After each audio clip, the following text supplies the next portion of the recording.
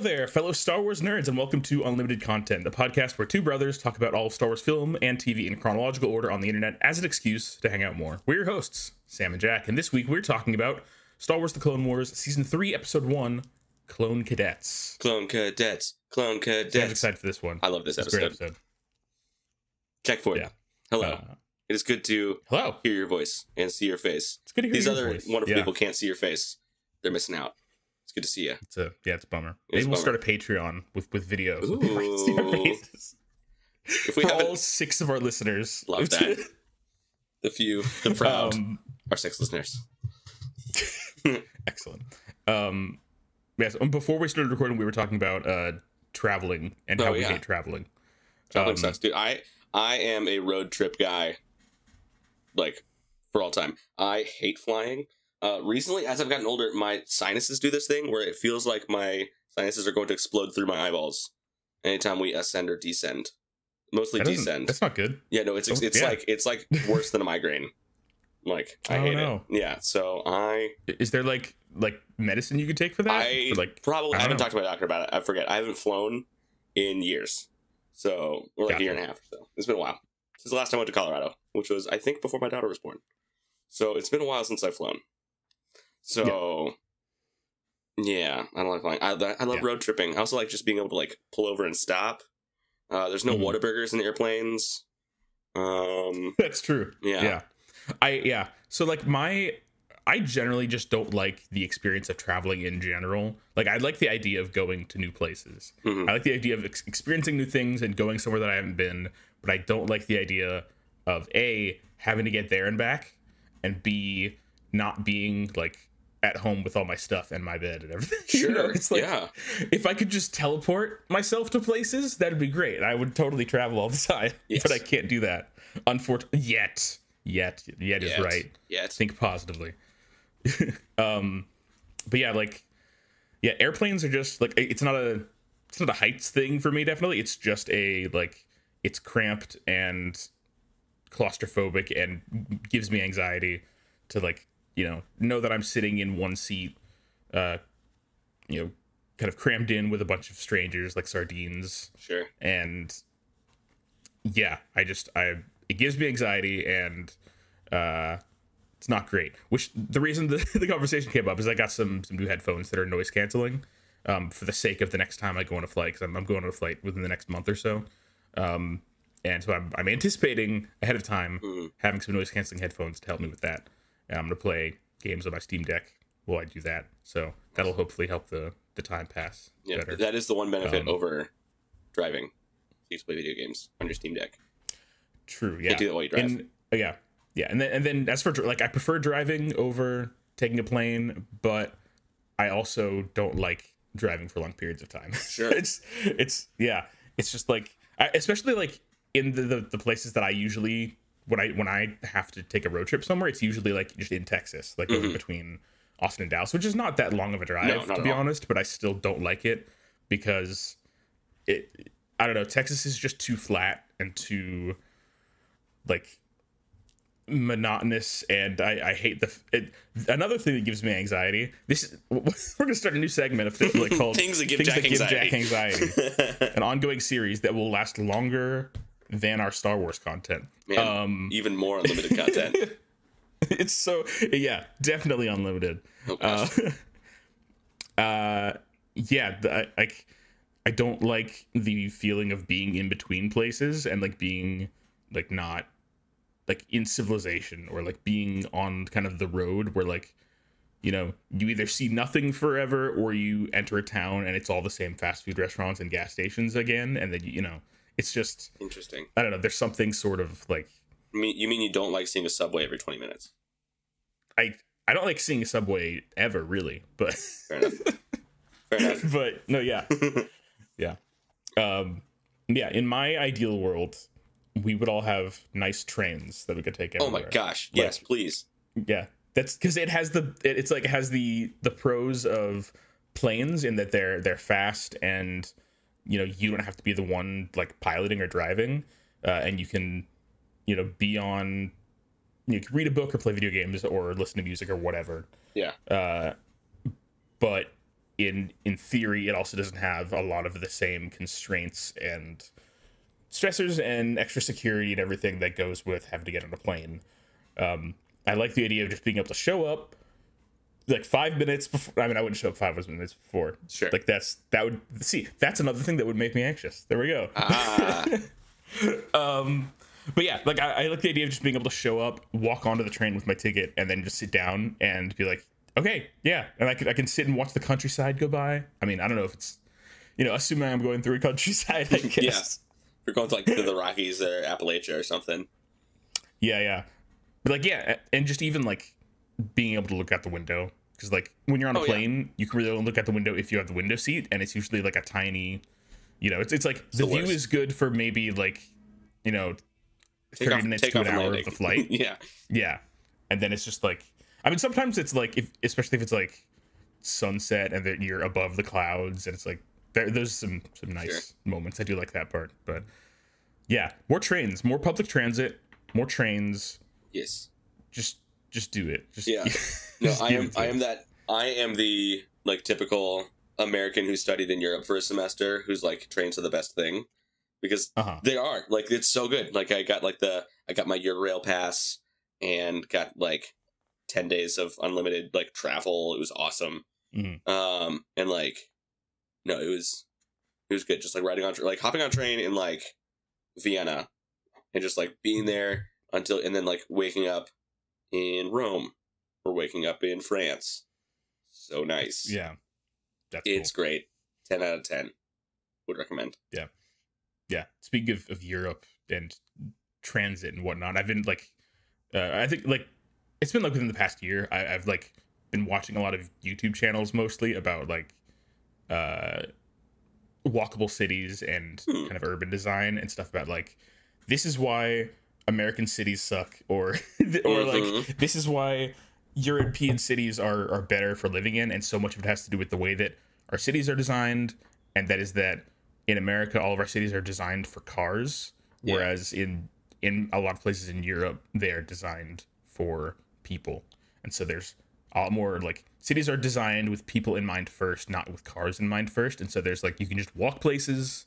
There's a lot of more like local places you can go to. There's public transit that takes you everywhere. People ride bikes places. Like, man, like it's not a simple like solution that you could just be like, okay, let's all switch all of our cities to being walkable and having public transit. But like, it is still like if we could do that, it would solve so many of our like social issues. It would solve and like economic issues, and like environmental issues, and yeah. Dude, I wish I could ride my bike to the office.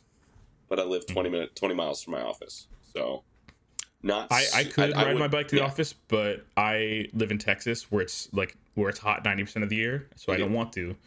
And also, I would have to cross the highway, which is another reason why. Yeah. See? Cars first, apparently. Lame. Yep. Lame. Lame.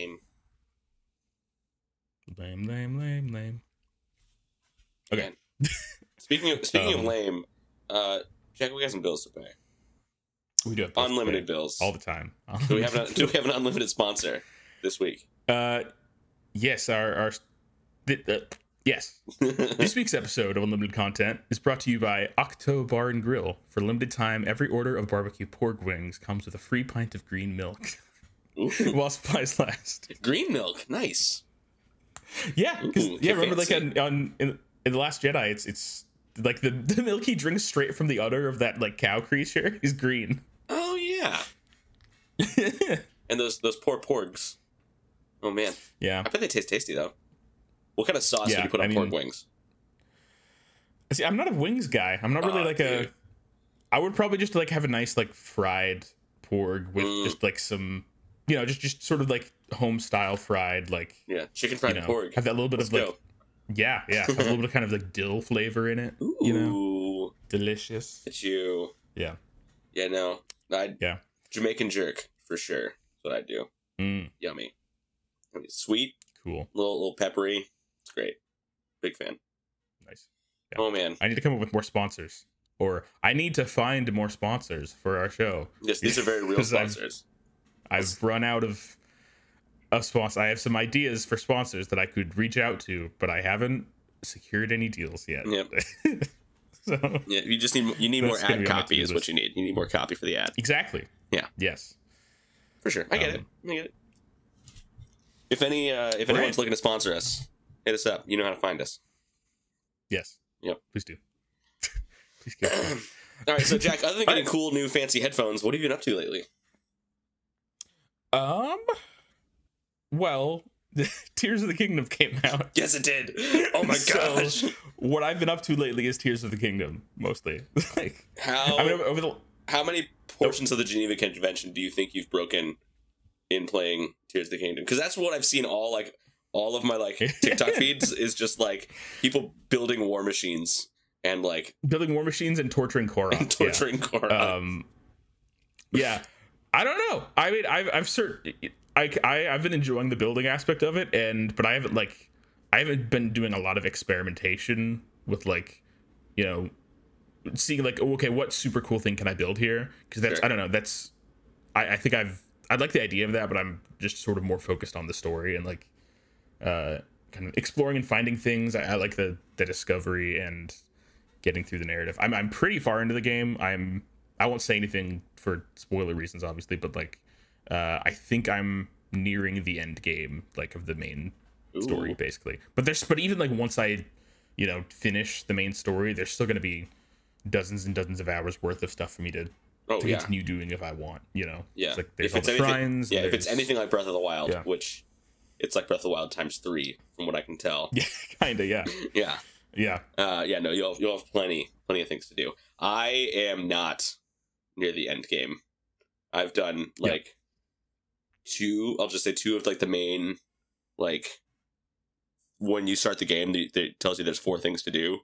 I've done 2 and I've started the 3rd. So, and I've also started the 4th, but I'm doing the 3rd right now. So, gotcha. Yeah. And then I guess there's probably other stuff after that, but I have no idea what those are. So, I'm assuming. Jumping to conclusions here. Yeah. Could be wrong. I don't know. Could be wrong. Could be right. I'm not going to tell you. Yep. Thanks. Appreciate you.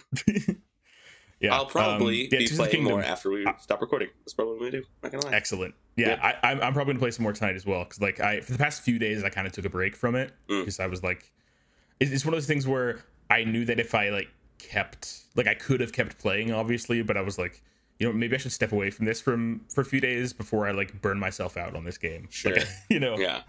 Because I like, you know, when a big new game that I'm excited about comes out, I spend most of my free time doing that. And for Tears of the Kingdom in particular, like Breath of the Wild is one of my favorite games ever, and this game and the Zelda series is, you know, one of my favorite series ever, and is really important to me. I think to both of us growing up, you know. So yeah, I was in particular, I was super excited for this game, and so I spent pretty much all of my like waking free time where I wasn't eating, like playing Zelda for the first several days it was out. And that includes, luckily I work a job where I have a significant amount of downtime where I'm like waiting for tasks to come in, basically. Do you just bring your Switch to the office? And yeah, I've had my Switch, just like I have a kickstand that I got, because the Switch kickstand itself is not great. It's trash. But I bought one for my Steam Deck specifically for like when I want to dock to the TV. And it's a folding kickstand, and so I brought that with me, and I was basically my setup was my Switch on top of this kickstand, which was on top of a sideways Kleenex box on my desk, so that it was at the exact right height for like me being able to look at it comfortably. Man. And then I brought an extra like controller that I have. Nice. To play. So yeah, like, do you have like a Switch Pro controller, or do you just have like another set of Joy-Cons? Well, so I have a Switch Pro controller, and that's what I use when I'm playing at home. But at work or like out and about, I have a for those of you that want to look it up, it's the 8BitDo SN30. SN30 Pro maybe. Anyway, the point is, it's 8BitDo is a company that makes like really good third-party controllers. Basically, they're all really high quality. Most of them are for Nintendo, and they all look nice and feel nice and just are really high quality. And the one that I got it basically looks like, they make a lot of like retro or retro inspired stuff. So this controller it basically looks like a Super Nintendo controller, cool. Except it has 2 sets of shoulder buttons and it has 2 joysticks, and also it has gyro and rumble. So it's like it's a really nice like sort of compact form factor of pretty much everything that the Pro controller would have. Yeah.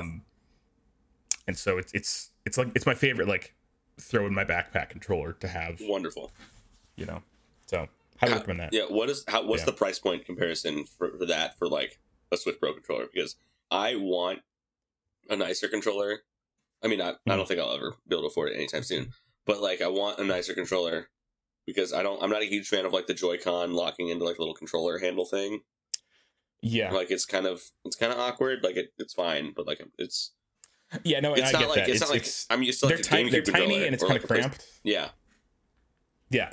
It doesn't feel like it was designed to be sculpted to your hand like a good console controller. Yeah, right. There are 8-bit Deuce controllers are generally considered to be like the best sort of like cheaper Switch Pro controller alternative. Cool. So yeah, I'll send you some links, but yeah, they've got a few different models.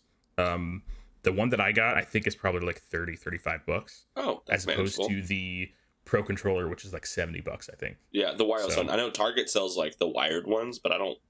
Yeah. Want to mess with that because I usually have a toddler running around, and I don't want to clothesline my Plus, toddler to my Switch. Just it would not end well.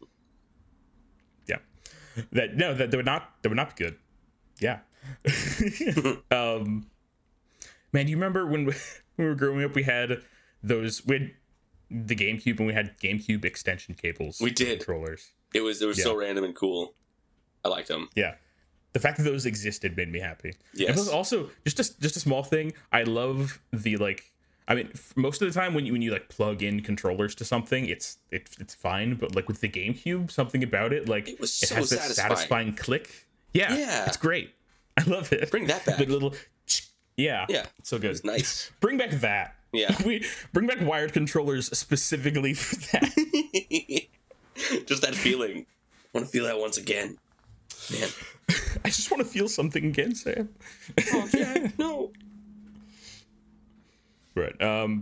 Yeah, so Tears of the Kingdom is what I've most been doing. How about you, Sam? Anything other than Tears of the Kingdom that you've been up to, or has it just been kind of a busy time beyond that for you? Yeah, it's busy time plus Tears of the Kingdom. Yeah, it's busy time at work and a lot of other stuff going on in my personal life.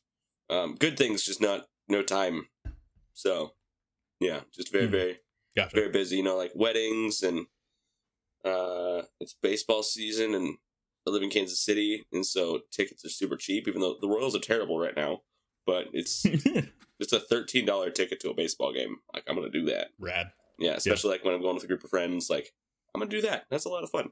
So, yeah, I saw the Royals were here a few weeks ago, or excuse me, the Rangers, which grew up in Dallas, big Rangers fan. And it was fun. And the Rangers are doing incredible this year. So it's great to see the Rangers playing in Kansas City. It was good. I always feel weird, like, cheering for the away team. Like, especially, like, when I live in the town that is the home team. Yeah. Yeah, it's just kind of like you're a little bit of an imposter. Like, yeah. And also, like, I hate feeling like that guy. Because whenever I'm, like, at Royals games cheering for the Royals, and, like, people like cheering for, like I went to the Royals play the Nationals, and it was a really good game. But like we ended up losing 12-10, but it was like 12-2 for a while, and so we like rallied one inning and got like 8 runs. It was awesome. But there was a couple Nats players around us, and I was like, those guys are buttholes. I know they're just like cheering for the team that they like, but like I don't like them. And so thinking about that, I'm like, oh, that was me last time I was here. There's some sort of inherent animosity that's coming out of your heart. Right. You just have an instinctual like, they are the enemy. They are the enemy. Yeah. Yeah. Just that that inherent tribalism, like from deep within, like centuries and centuries of just like of human history. Like, and it's all just kind of funneled into sports now. Yeah, so it's like, which is a healthier solution, it's better, I think, yes, than like certainly war. Than war. And pillaging neighboring villages. Like, I think baseball is better than that. But no, I will give baseball that it's better than pillaging. Baseball, it's better than pillaging. No. So, yeah, I don't. Yeah, just that, and like It's I'm in the time of my life where friends are getting married. Lots of friends are getting married, so lots of weddings. And yeah, I just have not had time between that and work and toddler and trying to be a good husband. And yeah, Tears of the Kingdom does not get a lot of time. But I have been... Yeah, all of those things are full-time jobs, and Tears of the Kingdom could be a full-time job. It could, yeah. And then I wind up like staying way too late just because like everyone else is asleep. I'm like in bed, but like with my Switch. And like, yeah. So I'm pretty good about like turning the brightness down so it doesn't keep my wife up. But yeah, I've been not getting as much sleep as I probably should be. But yeah, I get to play Tears of the Kingdom. So that's usually what I play. Is like when I'm in bed. It's good. You said you've had a lot of friends, weddings, people getting married that you know. Yeah. I think I've generally had. I think I'm more introverted than you are, and I've generally had smaller sort of friend networks than you. Sure. So like I haven't. It was just this past like several months ago this year that I got to go to a wedding of some friends of mine. Oh, like fun! I had never been able to do that before. Like I had never been invited to a wedding by somebody who I just know not through family. Yeah. You know, and that was cool to get to like. It's a different like our family has fun weddings, but going to a friend's wedding is a different kind of fun that's kind of hard to describe. Like it's so good. Yeah, I definitely. I'm not. I like. This could be a whole nother tangent, but just like briefly, I like weddings. I don't like receptions very much because I don't like dancing. Because I'm very self-conscious, you know. Fair. And I also don't drink, and so anyway. But like, I enjoy. See, I like drinking, and I like being a fool on the dance floor. Like I know I'm bad at dancing, but I like have fun being like looking like an idiot. That is fun to me. I know it's not fun to everybody, but it is fun to me. I thrive at wedding receptions. But yeah, it's made for a specific type of person, I think. For sure.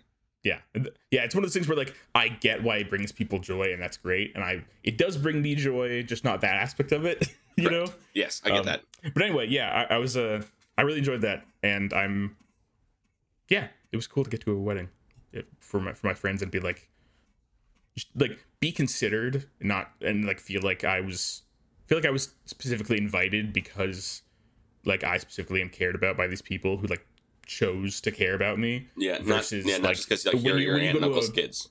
Like when you go to like a family wedding, it feels that, you know, not that they don't love you necessarily, but like, you know, there's always that kind of feeling or that thought in the back of your head of like, I'm not here because I was like especially wanted here. I'm here because I'm part of the family, so I'm wanted in that sense. But it's not like, you know, it's different. I get that. So yeah, just something I got to be able to appreciate this year. That's cool. That's really good. I love that. Oh man. Well, that's kind of our Tears of the Kingdom and weddings are kind of our life right now. So that's kind of what we've been up to. Jack, is there anything new and upcoming in Star Wars, or are we kind of just in radio silence until Ahsoka drops? Yeah, I think there's not a whole lot going on right now. I mean, we had a Jedi Survivor was kind of the last big thing that came out. Well, Jedi Survivor and then May the 4th stuff. Right. So we got Visions Volume 2 and whatnot. And I think now it's just biding our time till Ahsoka. Speaking of Visions, I showed you this already, but I got a poster. So Disney for a long time has had a program that used to be called Disney Movie Rewards, and it's now called Disney Movie Insiders, I think. But basically, it's a free program you sign up for. It's just there, like, if you see a Disney movie in theaters or if you buy a Disney DVD or Blu-ray, then you get points to your account, and then once you get enough points, you can get like little rewards and things.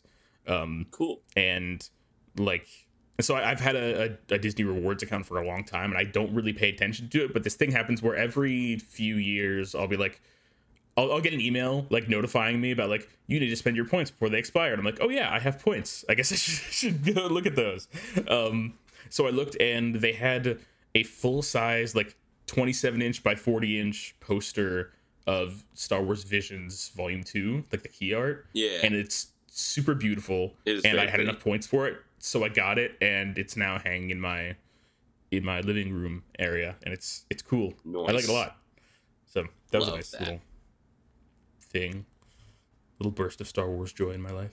Star Wars joy. Everyone needs it. Love it. It does look really cool. You sent me a picture of it framed and on your wall. It was framed, right? Mm-hmm. Yeah, I think it was framed. Yes. Yeah. It looks great. Yeah, I want to get some more like 27 by 40 frames eventually for like full size movie posters, because I've had this one for a long time that. Is it your Spirit of the Light poster? This was it was The Wind Rises was the other poster that I had. That's right. It's that Hayao Miyazaki movie. Yeah. I had it not because I love that movie in particular a lot, which I mean it's a great movie, but like I got it actually as another Disney Movie Awards thing, like 8 years ago or something. It was like, oh, I've got movie awards points that I need to spend, and they have some movie posters, and they had that one, and so I just had like. It's been the biggest piece of art on my wall for the past 6 years or whatever. Because I put it in you've like had a cheap that Walmart frame. You've had that since at least we still live together at our parents' house. Like, yes, yeah. Like I haven't lived at mom and dad's house for a long time, and like you've had it since then. So yeah, and so finally I have taken that out of its frame and put in a new one. But I do at some point want to have like it's a pretty kind of cheap, flimsy frame, and you can tell when you're close up that it's like kind of warped. Yeah. So, but of course, like framing art and putting it up on walls is like, I think it's one of the quickest things you can do to kind of upgrade your space and make it feel nicer. But also, it's like it costs money. Like, fortunately, there are some places where you can get pretty good quality. Like I've been getting frames from Target that are pretty nice. IKEA has really good frames too. I don't know if there's an IKEA. Is there an IKEA in Austin? Yeah, there's one like in Round Rock. There's no. Okay, yeah, I know. That's where me and Sarah get most of our picture frames. Okay. It's IKEA. That and thrift stores. I will look into that. Yeah. Nice. Yeah, thrift stores also good too. Yeah. The problem with thrift stores is though it's like you don't necessarily know what you're gonna find there. Right. If they're gonna have the specific size you're looking for. Right. So yeah. But well yeah. So that was my one Star Wars thing that happened this week because I got a cool poster. Yeah. Do you know if they are selling posters of that new like Return of the Jedi like 40th anniversary poster that was gorgeous and I wanted it? I did want that. I haven't looked into it since then. Was it like a limited run? I remember it was. I'm not sure. I'll have to look into that to see like if they, because that was a gorgeous poster. Oh my gosh. I like when they first announced it, there wasn't anything online about it or like where it was gonna be available, if anywhere. So yeah, I guess that is another thing that happened, is that in between this episode and the last episode, the 40th anniversary of Return of the Jedi officially came. So yeah, and so happy birthday, Return of the Jedi. What was it?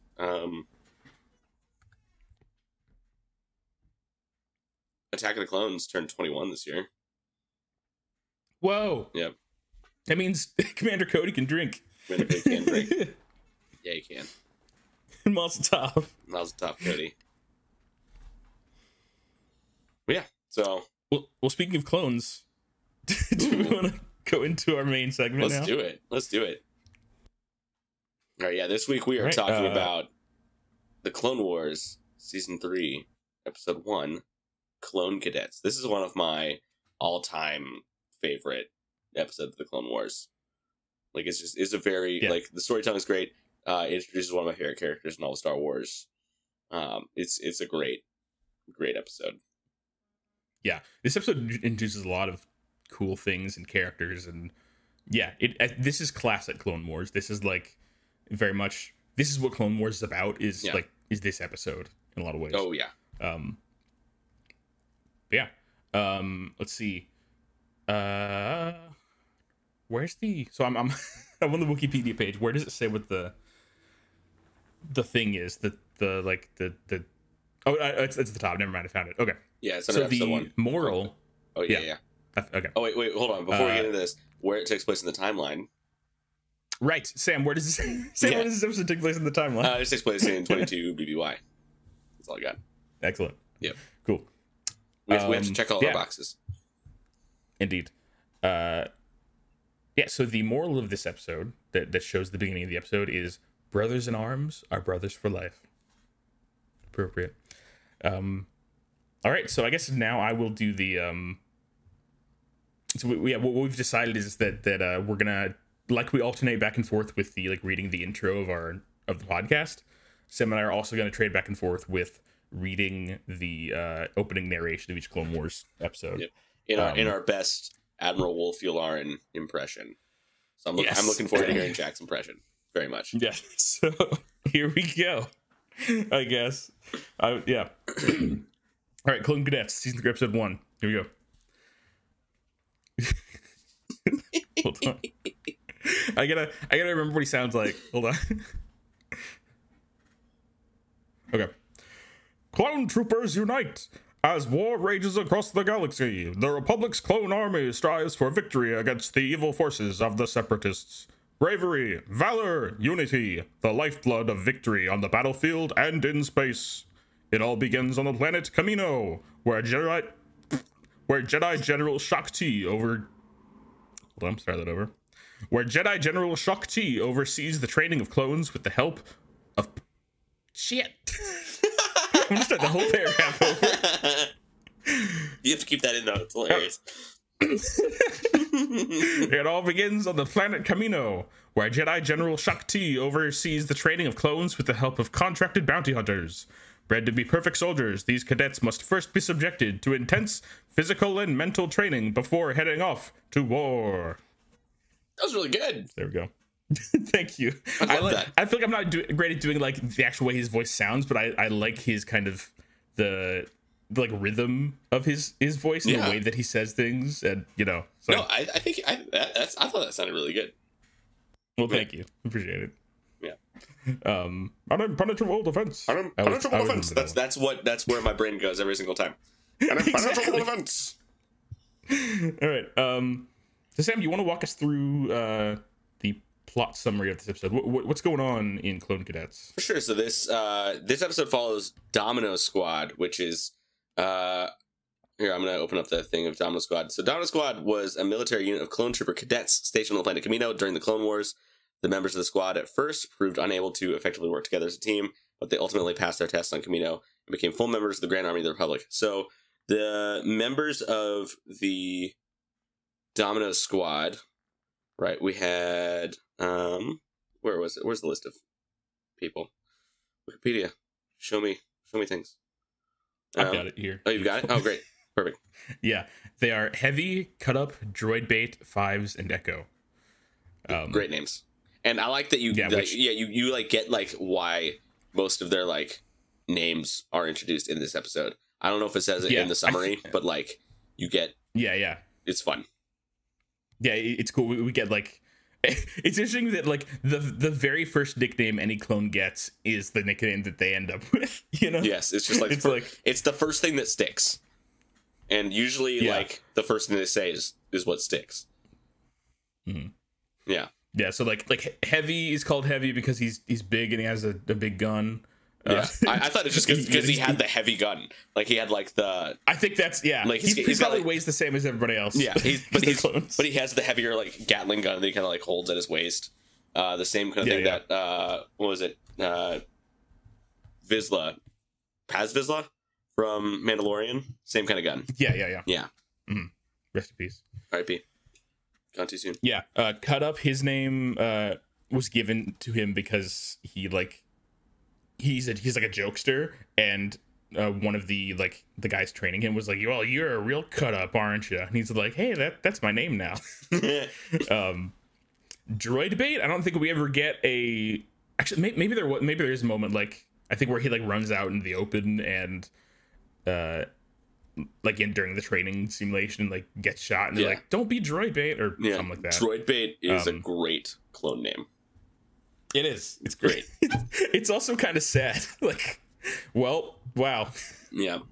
Of all the clones, I'm Droid Bait. Yeah, this dummy, Droid Bait. Yeah. Yeah. The idea of like somebody like going on a mission with some new soldiers that they don't know, and they're like, okay, what are you guys' names? And this guy, and they're like, okay, this guy's Droid Bait, and they're like, oh no, great, this guy's we're doomed. Yeah. And then Fives, very simple. His CT 55555. Yeah. Yeah. So he's called Fives. And then Echo is called Echo because he would repeat the communications that everybody gets in their headsets during the battle. He would like repeat it out loud, and they're like, "Stop repeating, we can all hear you." Yeah. And so he was being an Echo. Yep. Yeah. But Echo is also a cool clone's name. Yeah, it is. And we see a lot of Echo for the rest of forever, it would seem. Yes. Yeah. There are several characters here that end up like Heavy's a pretty he comes back several times, I think. And then Fives and Echo in particular are both very important clones throughout the rest of the series. Yep. So it's cool to kind of see their origins here. Indeed.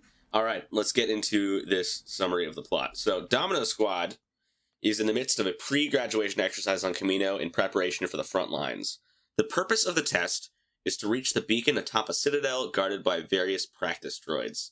However, the 5 clone squad's teamwork is dysfunctional, as noted by its instructor, hired bounty hunter Brick, great name, who is observing... You think his last name is Abrak? Are you serious? His name is Brick-a-Brack? No, I'm asking. That was like a joke. I was like, do you think that's his last name? It should be now. Yeah, oh, man. Brick. So, bounty hunter Brick. He was also an anchorman, fun fact, who is observing the exercise. That's a joke. There's a character named Brick in Anchorman. See, we both did the thing where we made a joke about that person's name, and neither of us got it right away. You know, Brick is Steve Carell's character in Anchorman. Yes, I got it after a second. Which I think that's his name because he's dumb as a brick. But anyway, excellent. It is Brick is my favorite character in Anchorman. Anyway, so Brick, who is he loves lamp. He does love lamp. Yep, that's Brick. That's Brick. All right, so Brick, who is observing the exercise with fellow hunter L. Less and Jedi Master Shock T. Thinking the squad to be a total failure, Brick suggests these rejects be sent to maintenance duty with 99, a malformed clone. Jack. 99! It's 99. I love 99. 99 is, other than like Rex, 99 is my favorite clone. I love 99. He's great. Yeah, he's great. Yeah, so if you haven't been watching along, you don't know, 99 is basically it's like I said, he's a malformed clone. So he's kind of like, he's shorter and hunchback, and his skin's kind of wrinkly, so he looks kind of like an old man. And because of that, he presumably was never given the chance to like train and be a soldier. So instead they kept him on Kamino as a janitor, essentially. Yeah. But like, he's still shown to be a very kind of like honorable and loyal. Like he's got a very good heart, and he's he really wants to contribute and be one of the brothers, Yeah. And just the way that he ends up being kind of a supporting, later on in the series, he ends up kind of being somebody for the other clones to sort of rally around, as like everybody knows 99, 99's favorite.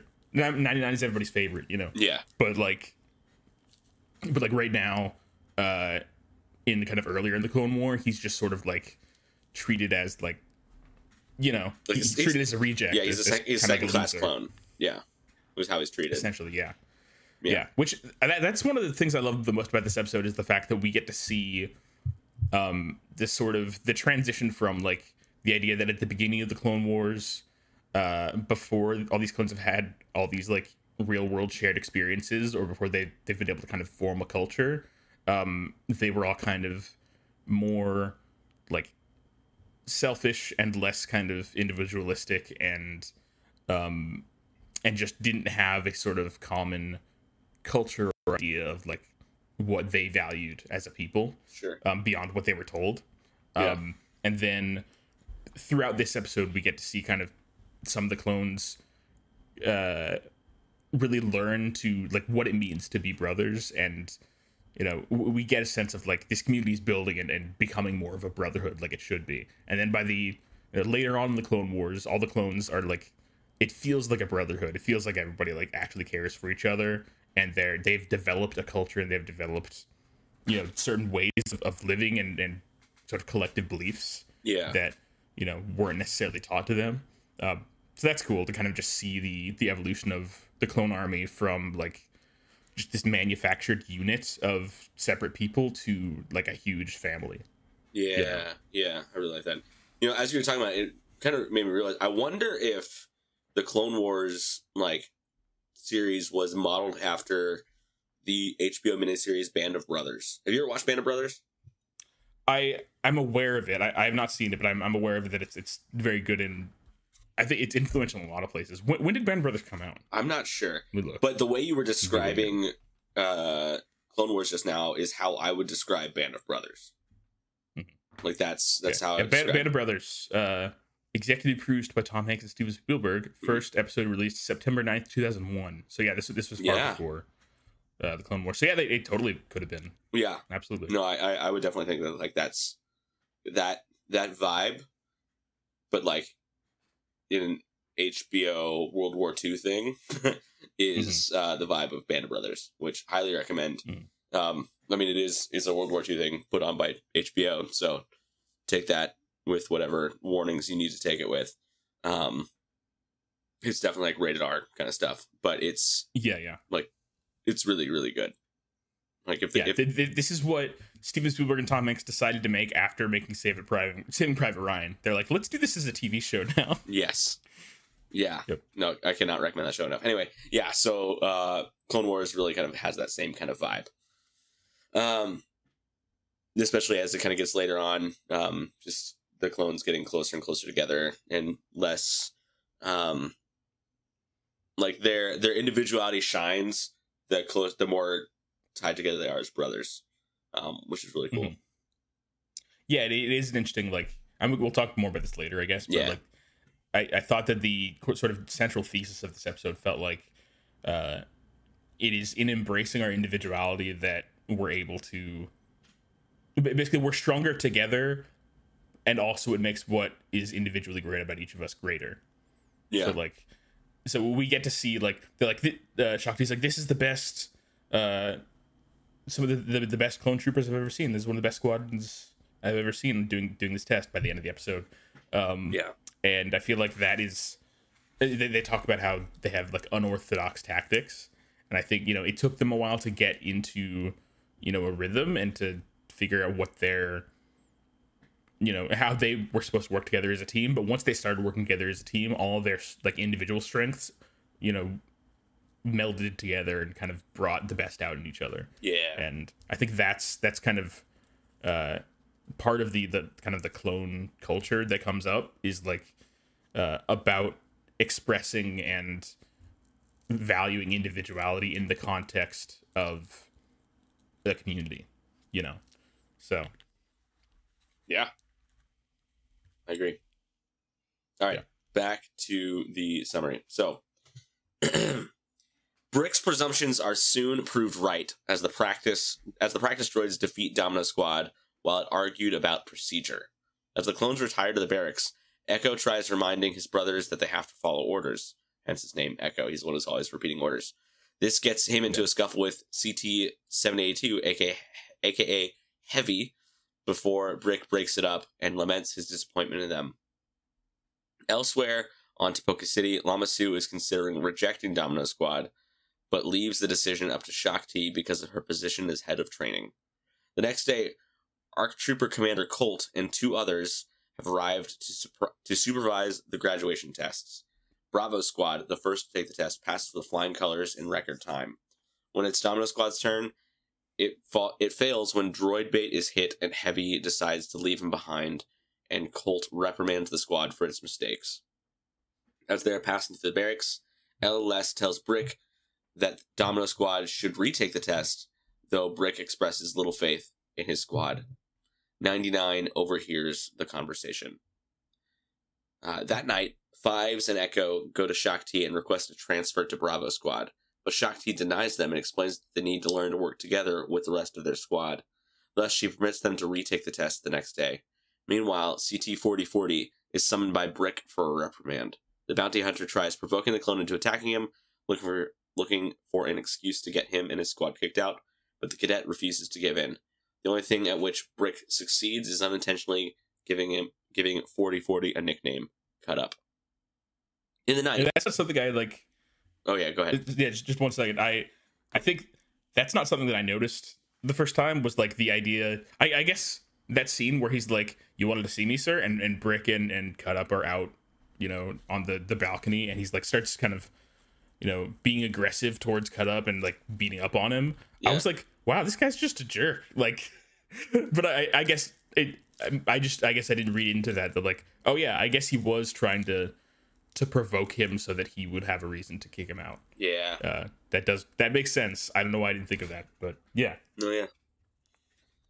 Yeah, I don't remember if I thought that when we watched it, because we were like, I watched this episode a week ago because we were supposed to record a week ago, but we took the week off kind of last minute for reasons. We both needed an eye off.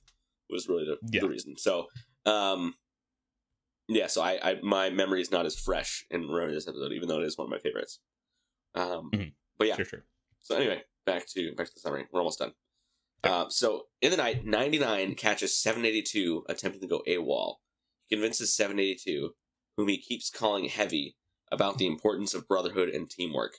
The next day, Heavy has taken 99's advice and nickname to heart and takes leadership of his squad. This time, the clones have found the team cohesion they had lacked earlier, but when they reach the Citadel, they realize that their ascension cables needed to scale it are gone.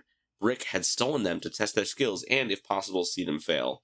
LS argues this unfairness to Shaak Ti, but she calmly states that the Separatists would not play fair either. Domino Squad quickly adapts to the situation by taking out the wall-mounted turrets and, using them as step ladders, successfully completes the test. Shaak Ti compliments Brick for his efforts in making these clones the best there are, and Brick is forced to admit that LS was right. Afterward, the bounty hunters give Domino Squad medals for graduation, but as a sign of gratitude, Heavy gives his to 99, so he will have a reason to return to Camino. Domino Squad then joins the rest of its brothers in shipping out to the front lines. Gosh, this is a good episode. Such a good episode. Yeah. It's so fun seeing them like come together at the end and be like, go from like just at the beginning, they're all like, there's no cohesion and they're bickering all the time. And then by the end of the episode, they're like, they're brothers and they love each other and they're working together. And it's like a, yes. Like, I kind of want to pump my fist at the end. Yeah. It's very much great. like it felt like we were in on the victory and like we were on their success. Like the writing was so good. Like you were rooting for them the whole time, even though they were dysfunctional and bickering and fighting. Like you wanted them to win the entire time. Yeah. And it just it was a very satisfying end to the episode. Yeah, agreed. Yeah, they did a great job of like, kind of showing like the beginning of the episode is like, here's Domino Squad. They are bad at everything. And then the middle of the episode, they're like, here's Domino Squad at like their lowest point. They like Heavy tries to leave, and Cut Up gets beat up, and like by his professor. And they're like, yeah, they're all just like, man, what are we gonna do? We're gonna get made janitors, and we're gonna be, So they're all like at the end of their rope and at their lowest point, and then they get one last chance, and they like band together at the end. They're like, we're gonna do this. And it is very abrupt. They're like overnight. They're like, okay, we've all decided to be cooperative now. Yeah. But like it works for the sake of a 22-minute episode. Yeah. It works. It works. Well. It's great. Yeah. Yeah. One little, just as an aside, a little Easter egg I noticed when we were watching. The final test for the cadets was called version THX variable 1138. Which is a reference to George Lucas's first feature film titled THX 1138. I was like, oh, that's fun. Indeed. I love little Easter eggs like that. Yeah. THX 1138 is one of those things you'll see referenced a lot throughout Star Wars. Like 1138 will be in places, THX will be in some places. Obviously, THX was eventually the namesake for the like audio standardization format that Lucasfilm came up with.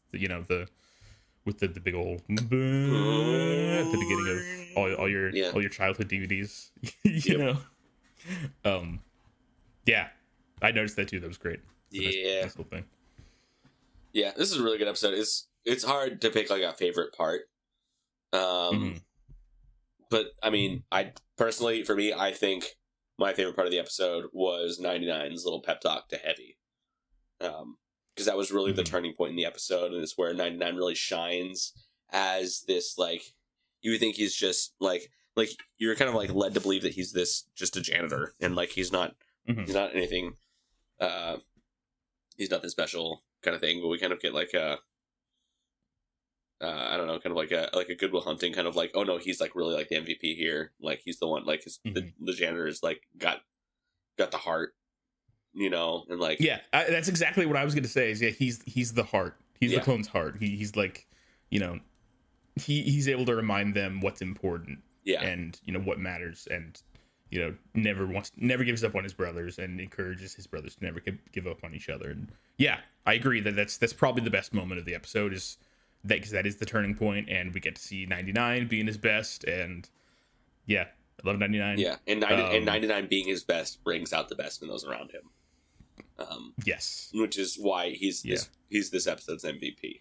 Like I'm not going to. Yeah, he is. Yeah, no, yeah. Like we've agreed already. That 99 is the MVP. Like I already like I usually make the little album art for the podcast after the episode, but I already made this one, and it's 99. I saw. Yeah.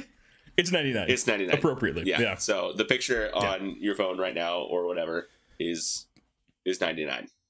That's 99. If you're wondering what it looks like. Wonderful face. His wonderful wrinkly face. Wonderful wrinkly face. Yeah. Yep. Yeah, I think if I were to choose another moment to point out as being like a highlight, I like the moment during their final test, their last shot when they're all working together, when they're like, they realize they don't have their extension cables anymore, and they're like, what are we gonna do?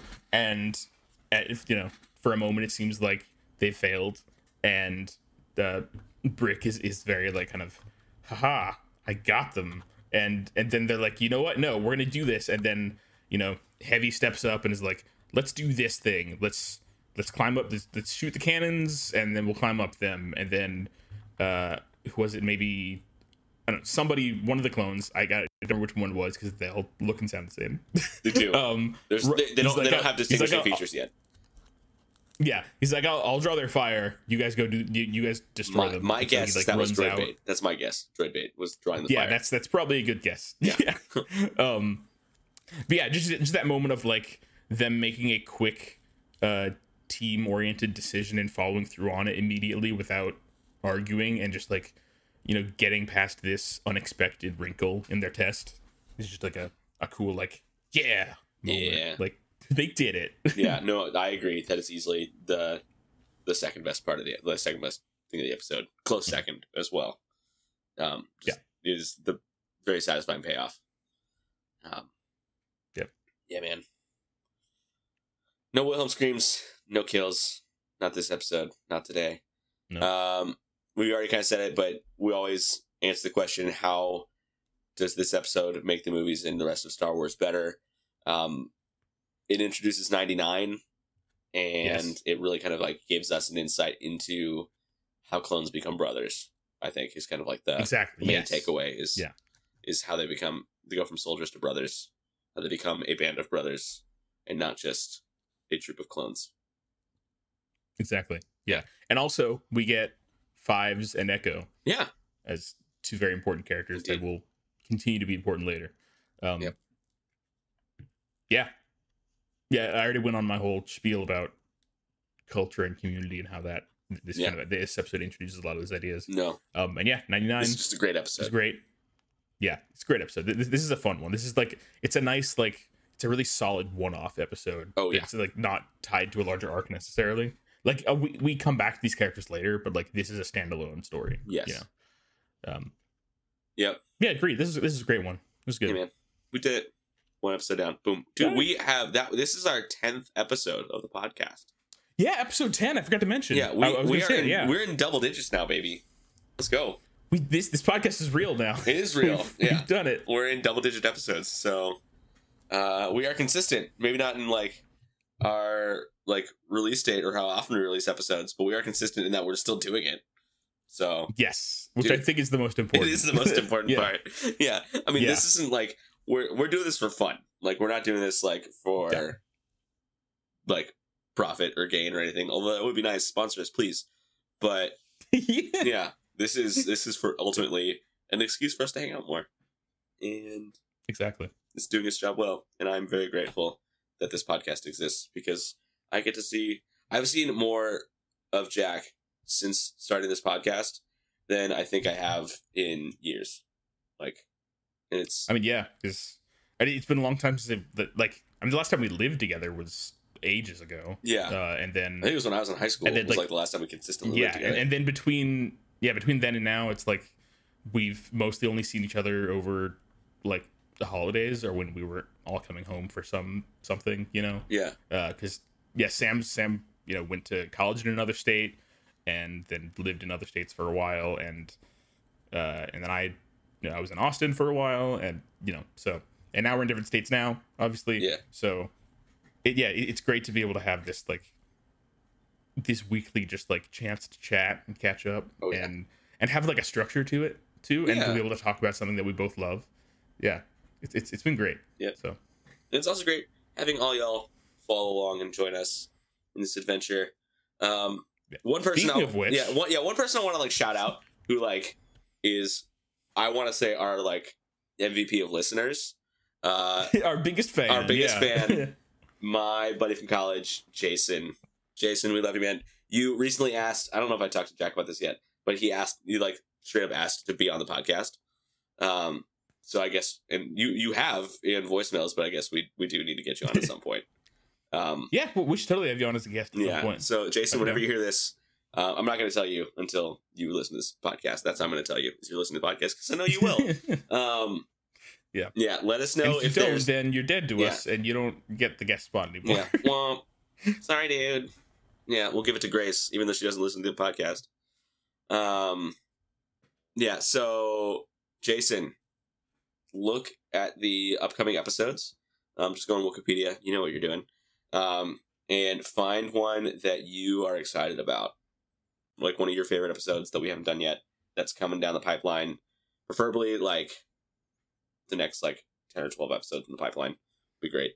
That we can get you in like this summer before, because I know you're busy in the fall. I'm busy in the fall. And I think it would be best for everyone, schedules wise. So yeah, look it up. Figure out when you want to get on. Get back to us. But before you do that, we do have a voicemail from Jason. Jack, shall we listen to this voicemail? Yeah. I'm going to play it. Let's take it away. All right. And then we'll play in 3. Let me know when you're... All right, yeah, I'm going to play. Yeah. Hello. Jack and Sam. Hello. Jason, weekly update. Listening to the episode about introduction with D. Bradley Baker. And the one thing that really got me is, I mean, you'll get it a ton more with Bad Batch.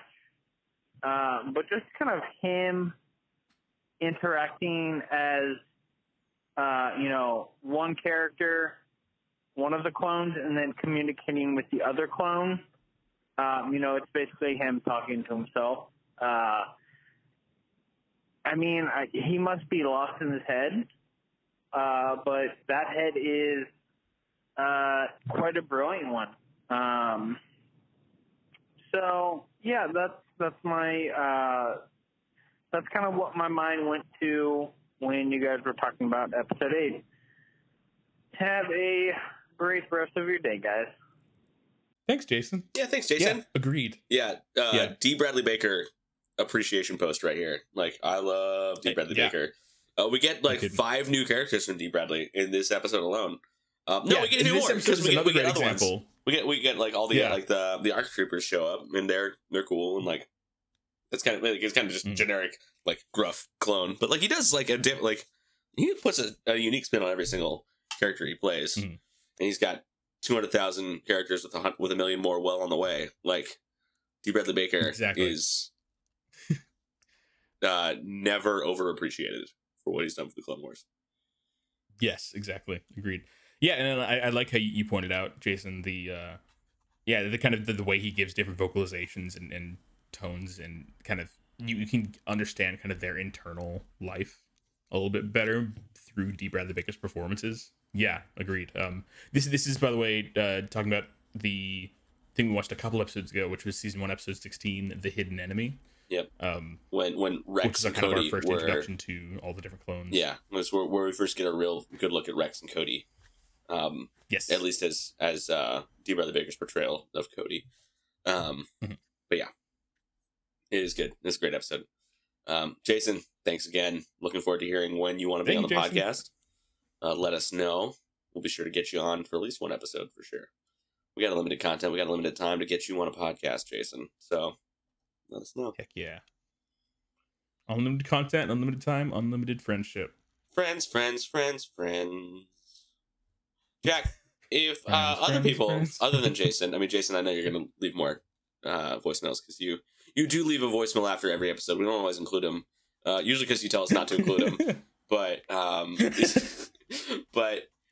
if other people want to leave voicemails, I know Jason knows how to do it. But if other people do, Jack, how do they do that? If you'd like to join in on the discussion, leave a voicemail at 512-850-6653, and we might feature your comments, questions, concerns, etc. on the podcast. And that number will also be in the description of the episode. Indeed. And also, as a reminder, that phone number forwards to my personal phone number. That is not my personal phone number. It forwards to it. So you're going to hear my personal voicemail. So, like, if I answer the phone thinking that you're just, like, wanted to chat, and they're like, no, I don't want to talk to you. I want to talk to your voicemail. Yeah, just be prepared for that. You might have to call a second time because I answer a phone from someone I know. So, there you go. Yeah. Sam, you should change your voicemail to be like, you've reached Sam Ford and/or the voicemail of a limited content, a Star Wars podcast. I really should. But that would also be, like, weird to, like, explain to people. I don't know. No one leaves me voicemails other than, like, a doctor's office. So, yeah. Or, like, Walgreens pharmacy. But, like, yeah, that's kind of all I get. So maybe I should. Who knows? Yeah. But, yeah. All right. This has been a great episode. Join us next week when we will be actually taking our last little break from the Clone Wars for quite a while, when we will be talking about Tales of the Jedi Episode 5, Practice Makes Perfect. Oh my gosh. It's already time for that one? Shoot. Yeah. It's an early Clone Wars episode. I don't think I realized that. How early that was. Yeah, if you look at, like, their character designs in that episode are much more in line with, like, Season 1 Ahsoka and Anakin. Okay. So. I guess that makes sense. It's just odd. But that's fun. Indeed. Anakin and Ahsoka. Yeah. I love that, like, that relationship. We'll get into it more next week. But I love, like, their relationship dynamic. It's a lot of fun. And definitely. Yeah. And then, like, no. I'm going to stop talking because I'll talk about all this next week. Yeah, and then literally months after that will all be, like, actually almost a year of content following that episode will just be Clone Wars. So this is going to be a Clone Wars podcast for about a year, a very long time after that. Yeah, episodes like what, 12 through I'm going to say 64. We're doing like an episode a week. Yeah. Right now, 64. Yeah. We've got it laid out right now, at least with arcs. 68 is going to be the last. Oh, sorry, no, that's 67 will be the last episode of Clone Wars that we do. Man, that's pretty close. Episode 67 of this podcast will be the last episode that features the Clone Wars. Shoot, dang. Yeah. Shoot. But we reached double digits, so we're getting there. We are getting there. Episode 10, everybody. Yeah, there's no stopping us now. You might. So just as to brace y'allself. There may be some, like in the month of June, there might be some pauses in the frequency of recording. I know at least 1 week I'm going to be out of town, so I'm not going to be able to record that week. Sad, crying face emoji. But and then 1 week I'm going to be out of town because going to a family thing. Yep. So I think it's the same week though. Oh, is it? Okay. Well, anyway. No, maybe. No, it's not. Just kidding. It's not. Yours is before mine. Mine's the last week of June. Cool. So, yeah. So, and we're usually 2 weeks ahead when we record. Right now, we're 1 week ahead. So, well, you might get a week off from the podcast. It's okay. We're on summer vacation. You'll be fine. Yeah. Yep. All right. Jack, any last thoughts? Well, it's been great hanging out with you again, Sam. Yeah. Any final thoughts? 99 is the best. Any random factoids unrelated to Star Wars that pop into your head? Apparently, there's like some octopuses that they built a city underwater. That is super random. We're talking about that right now. Tell me more. I skimmed an article about it, and I think it's like it's slightly exaggerating, but like basically there are these octopuses that have taken a bunch of like debris and trash that have floated down to the ocean and created little like a little settlement. And there's like a hill that they go up on where they like have sort of fights, and they have a gladiator ring. Oh my gosh! It kind of. Anyway, yeah, Google it if you're interested. Yeah. Just Google Octopus City and it will probably come up. Since we're talking about random animal facts that are animals acting more like people than animals, did you know that some scientists seem to think that elephants have a primitive religion? I did hear this, I think. Yeah. Like elephants worship the moon. It's crazy. That's nuts. Yeah. That's crazy. They like perform like ritual like dances or something, like according to the phases of the moon. They don't have any other bearing other than just like they're looking at the moon and doing this dance. Like, that's super cool. I love the I love learning cool facts about animals and animal communities. Yeah. Stuff. Yeah. Here's a fact that is cool. Did you know that crows are super smart?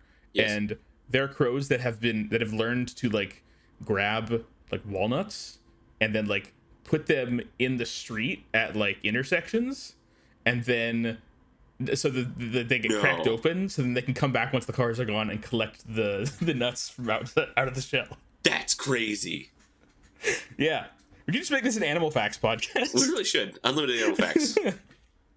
Unlimited animal facts. Excellent. I should change the album art to be unlimited animal facts instead of unlimited content. I'm gonna do it. No, that'll be our next episode. Dang it. Okay. We'll do next year's April Fool's episode. Will be unlimited animal facts. Yes. Setting a reminder right now on my phone. Oh man. Cool. And we should have that, and we'll just pretend the whole time like this is the podcast, and this is what the podcast has always been. It's been animal facts. Yes. Sounds good. And no one's gonna remember this because it's like 10 months from now. Because nobody listens to this podcast. Yeah, only 6 people listen to the podcast. So, did you say we have a listener in Finland or something? Yeah, I was looking at our Spotify stats, and there's like 0.1% of our listeners is from Finland apparently. Yes, and the rest are like America. But, nice. Yeah, like cool, I guess. So Finland listener, if you're out there still listening to us, hi. Let's go. I don't know. Thanks for listening. Yeah. That's cool. Never been to Finland. I'm sure it's great. It's probably cold. Unless it's not, in which case my condolences. I'm so sorry. I've heard it's good. Okay. Scandinavian countries have like the highest like quality of life on the planet. Yes. So you're probably doing good, especially because you listen to a podcast. That's good, right? Or it's bad. I don't know. I think it's good. Yeah. If your quality of life. I feel like it's more if this is the entertainment that you've come to, then I feel like your quality of life is probably not as great as you want it to be. Either you know us or you've run out of things. And if you're in Finland and you don't know us, you've run out of things. I'm sorry. Yeah, somebody get this man a Netflix subscription or something, because or a woman. Anyway, come on, that's true. I meant guy in the you know, like guys like. Oh, did I? Yeah. Oh. All right. Well. Shame. Never mind. Shame. Jack, sorry. This is an inclusive podcast, Jack.